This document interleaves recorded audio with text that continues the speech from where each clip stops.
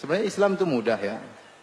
Kalau ingin Islam yang benar, Islam yang murni, tinggal kita lihat apakah Rasulullah SAW mengerjakannya, para sahabat mengerjakannya. Kalau ada dalilnya kita ikuti. Kalau nggak ada dalilnya, mending kita tinggalkan. Saya sering punya moto bahwasanya kalau urusan agama kerjakanlah yang pasti-pasti aja. Jangan spekulasi. Kalau urusan dunia silakan spekulasi, nggak jadi masalah. Nah, dalam syariat Islam perkara-perkara yang pasti yang disepakati oleh para ulama sangat banyak. Ya.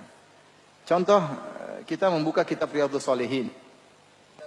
Bab-bab dalam Riyadhus Shalihin banyak sekali bab-babnya. Bab tentang sabar, bab tentang berbakti kepada orang tua, taat kepada suami, kepada tetangga, sedekah, sholat malam, puasa sunnah, puasa Senin Kemis, puasa Daud.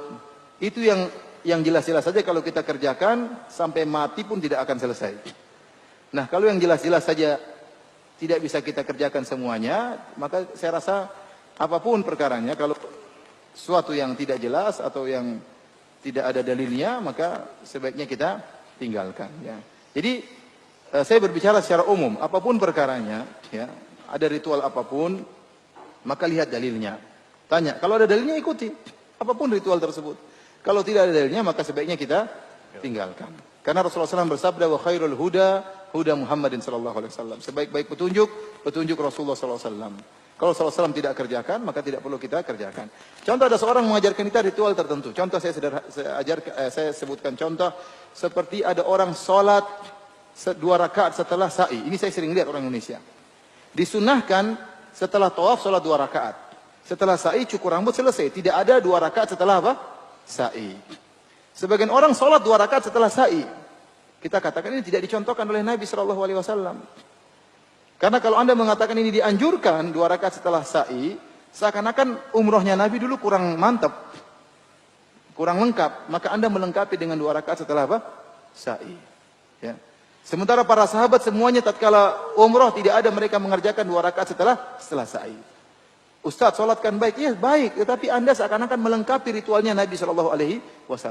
Nanti kalau kita bolehkan anda sholat 2 rakaat setelah sa'i, nanti ada yang punya ide lagi. 2 rakaat kurang. Bagaimana kalau 4 rakaat setelah sa'i?